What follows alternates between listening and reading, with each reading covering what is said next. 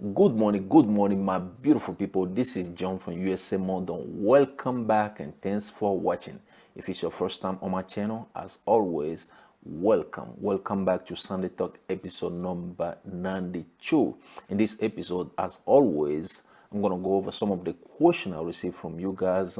It's gonna be 10 questions I'm gonna go over today. But before I start today's video, I want to wish you guys who are Christian happy Easter. Okay, so let's get started. I don't want to waste on your time. Maybe you're going to church, maybe you're already back, but you're gonna spend time with your family. So let's get started. The first question today will come from Sanjeev Kumar. Here is the question. My passport with a valid US visa was lost. Then I made a new passport, but then I found the old passport with a valid US visa. Now I have two passports. First was report lost by me, and second a valid passport, but without a valid US visa. Can I travel on my new passport along with the old passport having a valid user visa? Please advise, sir. Well, thanks for the question. Well, this happens. Okay, things happen like that. You will lose your passport with a visa, and then you report it, and then you end up finding the passport. So, if I were you, what I'm gonna do is to contact the U.S. consulate to let them know that you found that passport, because since you have a visa in that passport, you cannot just travel like that. You report that you lost that passport, therefore they might cancel that visa, and then if you're trying to travel with that same visa, it can be a problem. So contact the U.S. consulate, let them know that you found the old passport, the one with the visa. Then if they got to maybe renew another visa, or I don't know how they're gonna do it, but at least let them know. Okay, that way, if you're still gonna use the old visa, yeah, you can travel with the old passport and the new passport, and the old visa, the old passport will have a visa in it, and you can travel with both passport. But don't do anything until you talk to the U.S. consulate. Okay, so let's move to question number 2. This one will come from Jurodola Jipo. Jurodola Jipo asked this question. Hi, Mr. John. I received an email from the U.S. From the embassy here in Nigeria that my appointment date for my K1 visa is April 21st. Please, sir, do I need to schedule an appointment again, or that mail I receive will stand as my appointment letter? Well, thanks for the question. If you receive an email regarding your appointment, it should be your appointment or notification, because that email will have the place where you will go for the interview, the date and the time, all those information, what you need to do before the interview, all those information. Okay, so I would say that if you have all those information in that email, so you can, that email probably the interview appointment email. Okay, because one thing you have to know is that for K1 visa, you will schedule your appointment yourself. The U.S. consulate doesn't do that unless they cancel the actually they schedule the interview appointment for you, but because of the pandemic they cancel it. Where I think if they have to send you a new appointment letter, they can do that by sending you an email saying that okay, maybe they renew your schedule again, or so you can come go there for the interview. I don't know if that is the case, but if that is the case, well, yeah, that email should be, or you should use that as the interview appointment letter. Okay, but you can also double check with the U.S. consulate just to make sure that okay, that is the interview appointment letter they send you. Okay, so I don't want you to get confused. Maybe just a simple email saying that okay, you're gonna come to the interview, and then they're gonna send you the interview email later on. Just double check with the U.S. consulate. Okay, let's move to another question here. This one will come from, let me see, Shakina Kontoe asked this question. Hello, please help me. I already upload information for joint sponsor on Computer Electronic Application Center, but since the pandemic of 2020, his income reduced Now I want to add more sponsor. How can I add sponsor? The site does not have it where I can add join sponsor. I hope everything goes well. Well, thanks for the question. Usually, to add a joint sponsor, when you log into NVC Computer Electronic Application Center, you click on Affiliate or Support. Under that link, you will see Add a Joint Sponsor or Add a household member. Okay, so since you want to add a joint sponsor, you just click on Add Joint Sponsor. That way, you can provide the information of the joint sponsor. Okay, you have to log into NVC Computer Electronic Application Center first. Now let's move to question number 4. This one will come from Enrique Antonio. Here is the question. My case IR1 approved at NVC July 2020 when they schedule my appointment Cluda Juarez, Mexico. Well, thanks for the question. If and the case was approved since on July 2020. If you don't receive your any of your appointment letter yet, maybe because the U.S. consulate didn't resume visa services yet. Maybe it's because of your position in queue. Because if there is a lot of visa applicant in your category, then you have to be somewhere in the queue, in the line. Okay, or maybe the U.S. consulate resumed visa services, but they didn't resume visa service in your category yet, which I doubt, because IR1 is kind of like those categories have a high priority when it comes to visa appointment. Okay, so you can also call the U.S. consulate, call them for a new update and see what is going on. Okay, let's move to question number 5. Question number 5 will come from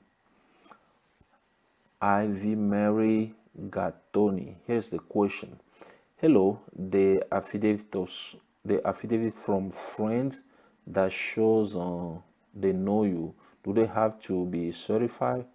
Well, thanks for the question. So this one is for example, when you petition for a relative, they ask you to submit certain document, like for people who know you, who know that you guys are married. So they have to provide like some type of statement. Okay, so this person want to know if that statement they need to be certified.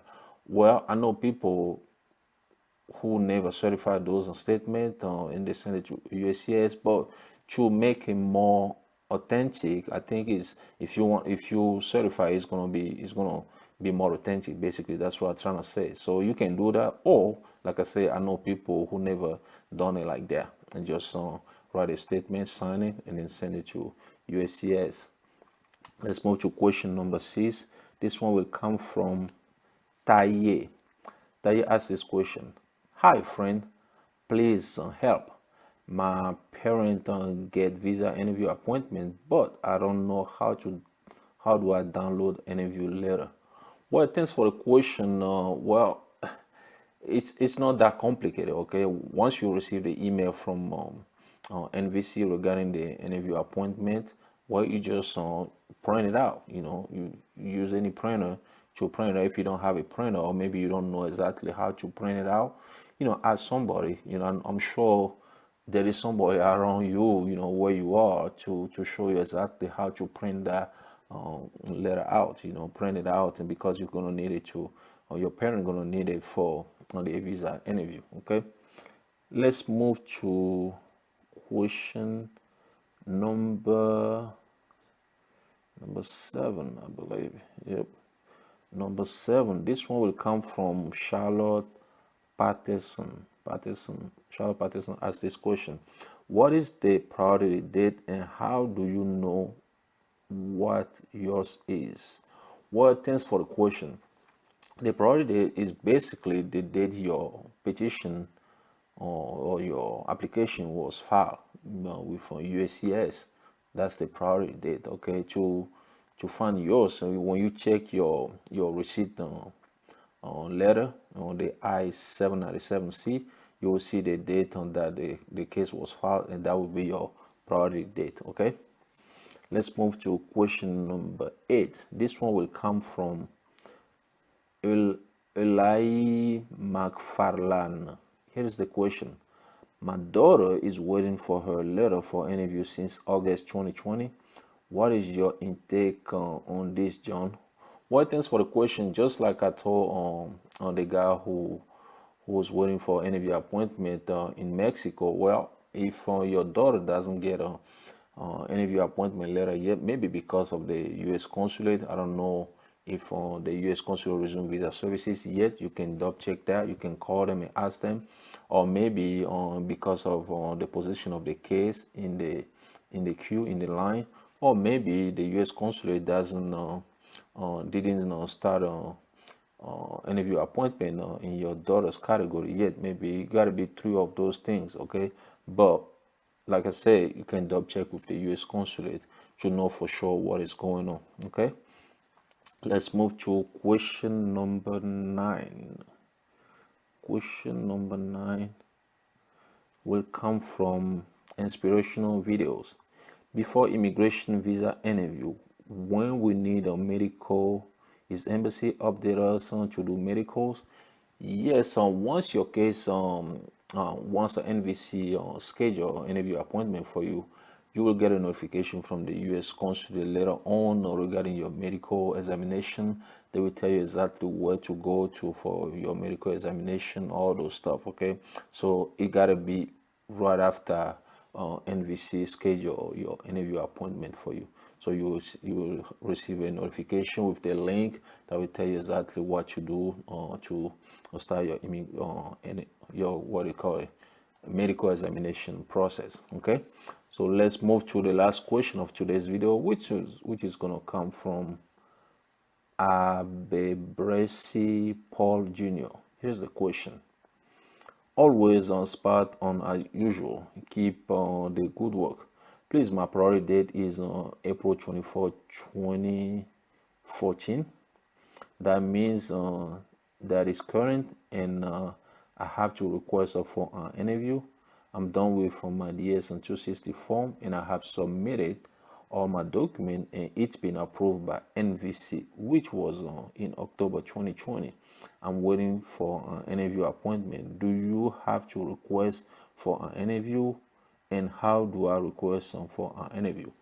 Well, thanks for the question. Usually for I-130 petition, once you send all your document and NVC review and approve it. I think yours should say it was approved, right? It was approved by NVC.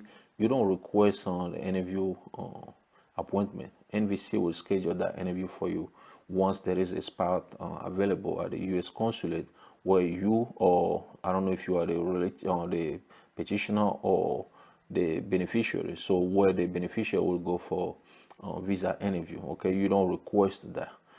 The only people who request an interview, who schedule their own interview, are like for non-immigrant visa applicant, like a K1 visa. Those people schedule their own interview appointment. But as far as immigrant visa, in this case, no, NVC will schedule the interview appointment for you. Okay, so I forgot to tell you guys, I have another advice for newcomers to United States of America today, which is avoid domestic violence. Guys, domestic violence it's very important. It's a serious thing. Okay, so when you come to United States of America as a newcomer, or maybe you already live here as a permanent resident, even this one goes to U.S. citizen, you have to do everything to avoid domestic violence. Okay, when you are in a relationship where things happens, okay, you have argument with your spouse, you have argument with your husband, but never put your hand on your wife or never put your hand on your husband, because by doing that, first of all, it's considered domestic violence, and if police get involved, that can be a serious issue for you. Okay, that can jeopardize your life here in the United States of America, because let's say you go to jail for domestic violence, it's going to be hard for you to find a job in certain company, and like I say, it will jeopardize your life here in the United States of America. If something happened, you in between you and your fiance, you and your wife, you and your husband, or whatever, and you know that things are heated up, and you're gonna end up hitting your partner, which is not acceptable. Never hit your partner. Best thing to do is to walk away. get out, go, stay with your friend or something like that till you calm down and then you come back home. Okay, don't put your hand on your partner, because like I said, domestic violence, it's very, very serious, and that can mess up your life here in the United States of America. It's just something that I thought about. I think it's worth it to share with you guys. Hopefully you will take this advice seriously.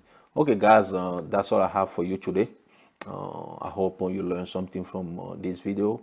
Whatever you do today, do it peacefully. Enjoy your Easter. Like I say, if you are Christian, well, if today is your birthday, happy birthday coming from me. Once again, my name is John. Thanks for watching, and I'll talk to you guys in the next video. USA Monde.